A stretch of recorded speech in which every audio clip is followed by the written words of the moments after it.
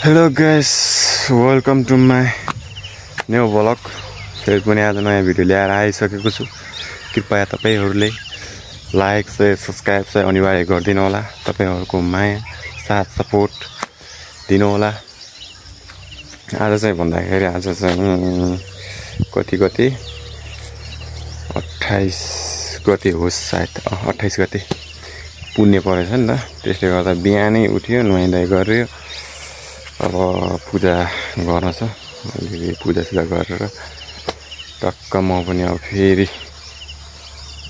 खानासाना पकाएर खाएर यसो तलतिर जान्छु। साथीले पनि आज भूत पुज्ने भन्थे र खै कसरी पुज्छन् यसो हेर्नु पर्ला भन्दै थियो।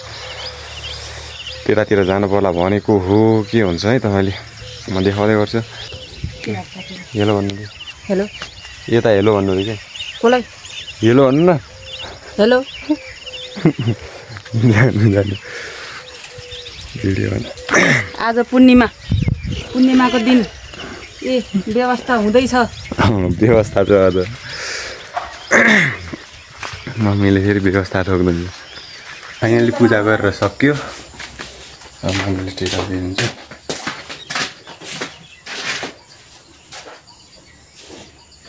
कपाल पनि यता के कपाल नि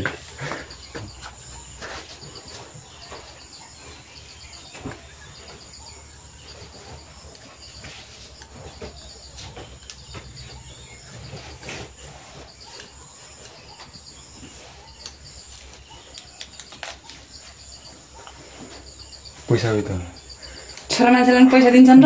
पैसा दिन्छन्। दुईटा खुट्टा जोड्नु क्या। त्यो माइन बस मनले आँटेको पुरा होस्।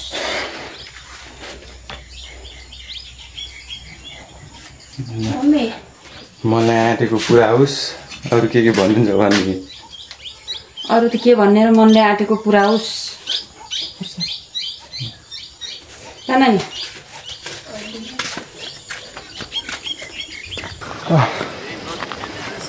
के भन्छन् रे? ऊ त्यसमा पनि छ गोलो। हेरौँ यसमा पनि हेरौँ। देखिस् दुईवटा तीनवटा यहीँ छ होइन। अन्त अरू छ कि छैन? गोलो भेट्यो यार। फाइनली हामी यो तोरी पेल्न जान लागेको थियौँ अनि गोलो भेट्टाएको छ। यसलाई अलि ठुलो बनाएर एउटा त्यहाँ माथि देखिन्छै देखिन्न, ऊ त्यहाँ छ। अनि एउटा फेरि ऊ त्यो सल्लाहमा त्यो सल्लाहमा चाहिँ त्यसमा चाहिँ देखिने रहन्छ। एउटा फेरि यहीँनिर सल्लाहहरू छेका छ। जानु पऱ्यो अब अरिङ्गाल खाने। अब कहिले हुन्छ? अनि यहाँ फेरि गुफा रहेछ क्या। अब गुफा थियो पहिला चाहिँ। म भित्र गएर देखाइदिएको छु एकछिन रुपे।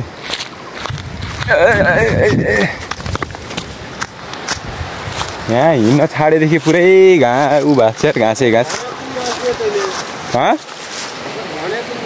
देखिनुहोस् रुख है।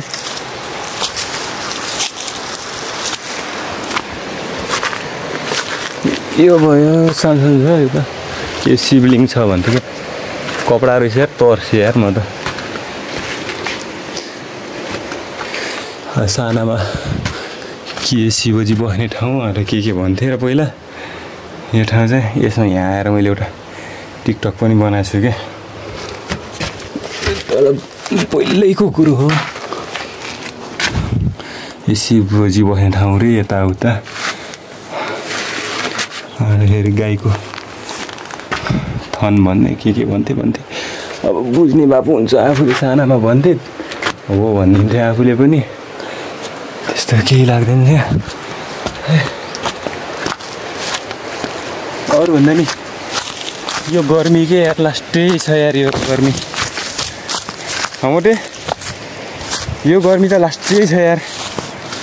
जाडो महिनाभरि हल्का गोरो हुनलाई या हुन्छ, गरिभरि फेरि ताल त्यही हो। गाह्रो छ जिन्दगी।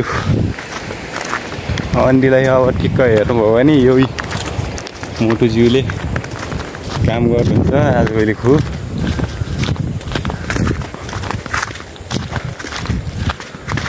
छोरा मान्छे त्यस्तै हो क्या हो कि जहाँ गए नि काम गर्नु पर्छ जहाँ गए पनि अब घरमा छोरा मान्छेको लाइफमा यदि पैसा छ भने त्यो मान्छेको महत्त्व भ्यालु छ यदि पैसा छैन भने त्यो मान्छेको न महत्त्व छ न अस्तित्व छ न भ्यालु छ न इम्पोर्टेन्स छ न केही छैन क्या मलाई पनि लाग्छ त्यस्तै हो कदर हुन्छ न के हुन्छ जब कमाउँदाखेरि मात्र हो कमाएपछि आफ्नै बुवाआमाले त ल खा छोरा ल सुत जति बजीसम्म सुत्ने सुत हल्लिएर यता हिँड्ने नि हुन्छ उता हिँड्ने नि हुन्छ तर पैसा छैन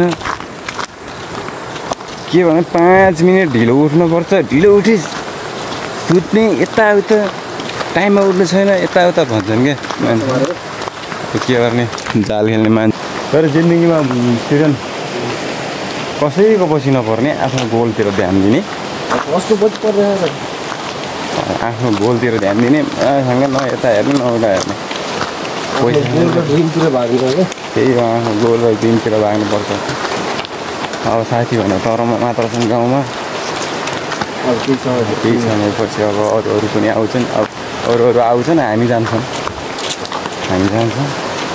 त्यसपछि आफ्नो लाइफ बनाएर फर्किने हो यार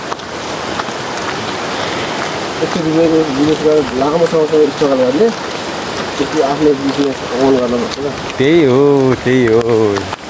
एक्चुअली एउटा बाइक किन्ने अहिले त हिँडेर भरक गरेको छु अब अर्कोचोटि आउँदाखेरि चाहिँ एउटा बाइक किन्छु गोप्रो किन्छु माइक किन्छु टक्कसँग भ्लग बनाउँदै हिँड्ने हो मोटो भ्लग जति साथ सपोर्ट त्यति छिटो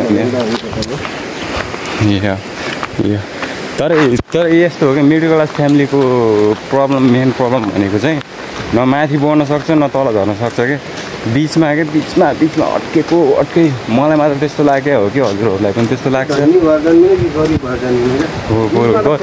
गरिब भयो भने पैसा छैन जे खाए नि हुन्छ जे लाए नि हुन्छ भन्ने लाग्छ धनी भयो भने फेरि जति जेसुकै गरे पनि भयो अब मिडल क्लासमा भनेपछि अब अलिकति राम्रो मान्छेले केही गरेर देखेछ भने त्यस्तो ठाउँमा म पुग्न पाएको भए पनि हुन्थ्यो भनेर अलिकति इस्वर गर्न लाग्नुपर्छ कोही न कोही मान्छे आएकै हुन्छ त्यहाँ खुट्टा तान्न माथि बढ्नै दिन्न अब फेरि अब गरिब भएर जाने गरिब मान्छेहरूलाई देख्ने भने अब त्यस्तरी के बस्नु यार हात खुट्टा चलेकै छ माथि जानुपर्छ यसरी बस्नु त हुन्न यस्तो हुनुहुन्न आफू भन्ने लाग्छ माथि बढ्नै सकिन्न माथि बढ्नै दिन्न माथि बढेपछि 6 मसँग आँखा सम्पत्ति किन काम गर्ने भन्ने हुन्छ त्यही हो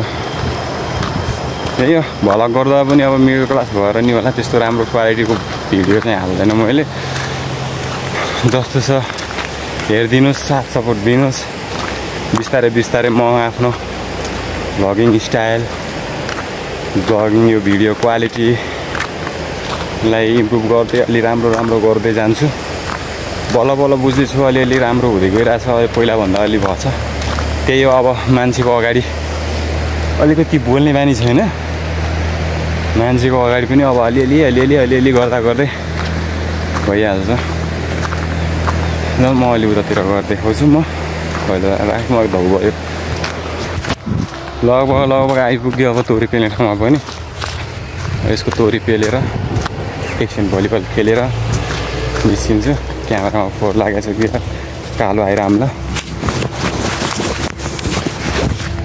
यता आके माथिबाट निस्किने ठाउँ छैन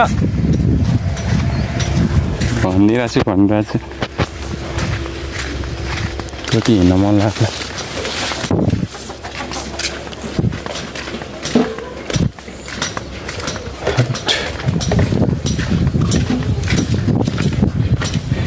यहाँ बाटो थाहा पारेछ यहाँ डाँछ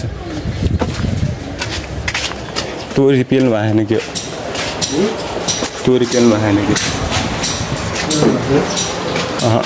तोरी पेल्ने मेसिन यस्तो छ तोरी हिँडिराख्दैन एकछिन भाउजू बोलाएको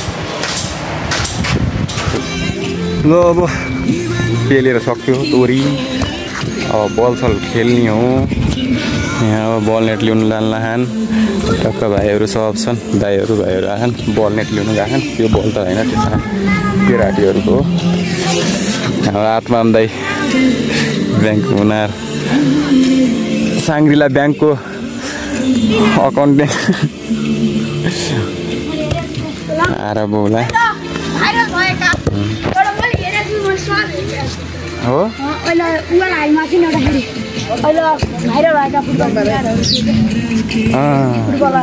फुटबलरका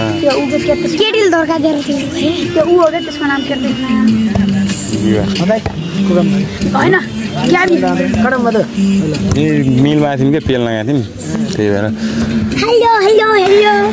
त्यही हेरेर केटाहरूले नि हेर्छन् मेरो भिडियोहरू तपाईँहरू नि हेर्नुहोस् रमाइलो गर्नुहोस् यो चाहिँ यिनीहरूले चाहिँ टिकटकको कुरा गरे हो अब कपडा सपडा खेल्नु अब सँगसँगै दर्सी लागिएन आज चाहिँ